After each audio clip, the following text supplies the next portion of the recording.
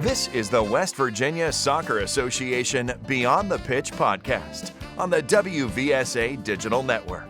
From the Sport Pens International Studios in Charleston, West Virginia, here's your host, Marcus Cole. Welcome to the podcast. We have another great show on tap. Before we welcome our guests, I want to remind you to like, subscribe, and share our program. Now, this helps us get the word out to others and let them know that we're providing valuable information designed for soccer players, coaches, referees, and parents. With us back on the program is Andy Seraphin, Doctor of Physical Therapy, and also a U.S. Soccer grassroots coach. Andy, welcome back to the program. Thank you. Very happy to be here today, Marcus. Now, today we're going to be talking about a very important subject, tips on what youth soccer players can do to be keeping themselves healthy, keeping themselves fit during this spring season. So, Andy, why don't we go ahead and jump right into it? First tip is strength training. Talk to us about that important part. Yeah, strength training is so vital to improving the muscular strength and also the neuromuscular control of muscles of the entire body, but specifically the knee, the hip, and the ankle. If you are strength training, it is almost vital to continue doing so at least once a week throughout the season. If you have not started yet, you should definitely do so. Some of the benefits you get from even just simple neuromuscular training, like single leg squats and single leg balance, those improvements happen almost right away. And you can almost drastically reduce your injury risk by doing a few quick strength movements in your warm-up or at home on your off days. And it's so important because I think a lot of coaches and players get away from that strength training once the season gets into full swing. And it's so important to continue that, just like you said. Another tip that we have for our youth players is incorporating speed training into workouts. Talk to us about that. Yeah, especially if you're in youth soccer, speed training is so vital. And this is of utmost importance to any player who wants to play at a higher level than they're currently right now, whether that mean next year being on a more advanced team or in 4 and 5 years' time, maybe playing collegiately or even professionally. As you go throughout the game, speed matters more and more. And in youth soccer, speed is more of an asset, where if you are a fast player, you will boost your team. As you go throughout the soccer landscape and you advance more and more, speed continues to remain an asset, but it also becomes a liability. And if you are slow on the ball and you're slow off the ball, teams will target you, and there's close to nothing you can do from a technical perspective if somebody blows right past you. It's also really important to note that the age range where players get faster is between about 13 and 21. Once you hit about 21, that's about as fast as you're ever going to be. So if you're in that prime middle school, high school range, or maybe even early college, that's the time to focus on speed training, get faster, and also reduce your injury risk. Excellent. Great advice there. Another tip that you're going to provide for our youth athletes, and this is a little bit different, plan out your exam study schedule. What do you mean by that? Yeah, I mean, soccer players, they're not just players on the field. They are total humans on and off. And when you're looking at your study schedule, these are the things that can impact your strength training schedule, your game schedule, and your overall practice schedule. So if you know you have a tough week of exams coming up and you say, hey, I know I'm going to have to, maybe take a day off practice or do a little bit less speed training this upcoming week, it's important to plan all of that out, because then you can do some prior work the weeks before and the week after to make sure that you're keeping your volume steady throughout the entire season. It's not a very bad thing to miss one workout, but if it is repetitive over time, then you're going to lose some benefits. And although it's not ideal to do an extra workout in a week where maybe you have a game or two, it is better to do that than miss the workout altogether. And then you look back at the end of the season and was like, hey, I kind of missed like 4 out of 12 weeks of workouts because I had 4 weeks of exams. Well, if you can maybe cut that in half by tweaking your training a little bit and knowing your study schedule in advance, you can hopefully help to mitigate that. And I think it's important too, because it reduces your stress level too. I would think if you plan ahead and figure all that out, your stress levels and having those stressors on you will certainly make things a whole lot easier. Another tip for our youth soccer players to keep themselves fit and healthy during the season, mobility work. I love this one. Talk to us about that. Yeah, if you find a U10, 11, 12 soccer player, chances are they're quite flexible, as long as they haven't hit their growth spurt yet. And they are flexible and mobile in two kind of ranges, in both the joints and the muscle.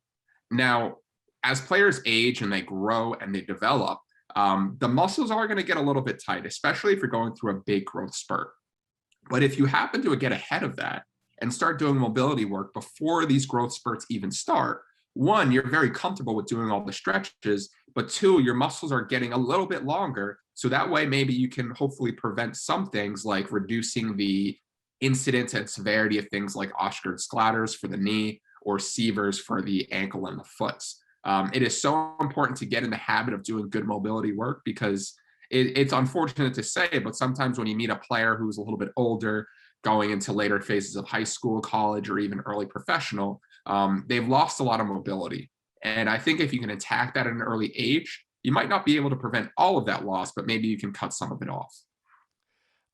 Another point that you have here next, another tip for our players, and I think this is so important, and it goes along with everything else that you're saying as well, but recovery from past injuries. I think sometimes we're so excited to get back out on the field and so eager, so enthusiastic that we don't take the time that we need to recover from the past injuries that we've had. Yeah, recovery from injuries is so key, and the number one predictor of future injury is previous injury. And if you're not fully recovered, then your risk of re-injury is significantly higher. So take, for example, something like a hamstring strain where honestly, if you have a youth player and you rest them a week or two, they'll feel about maybe 80% better. But 80% isn't 100%. And some games and practices, you can get away with 80, others you can't. And in those instances, you're at higher risk for injury. So something like a 2-week hamstring strain, if you stretch it out maybe a week or so and you properly recover, it's better to get that extra week out of the way up front and early rather than have this nagging hamstring sensation the entire season. And with that, you'll also have some knee issues and maybe some hip issues. And I think it's really vital, especially at the youth level, to fully recover from all injuries. That way, again, if you end up playing at a higher level, your overall injury history is low and you're more likely to stay healthy at a later age. Yeah, I think it's important to take that extra time early on so that you don't have to take even more time later on down the road. We're talking to Andy Seraphin, Doctor of Physical Therapy, also a U.S. Soccer grassroots coach here on the podcast. Our final tip for our youth soccer players to keep them healthy during the season. When you do get hurt, find a physical therapist or athletic trainer immediately. Why?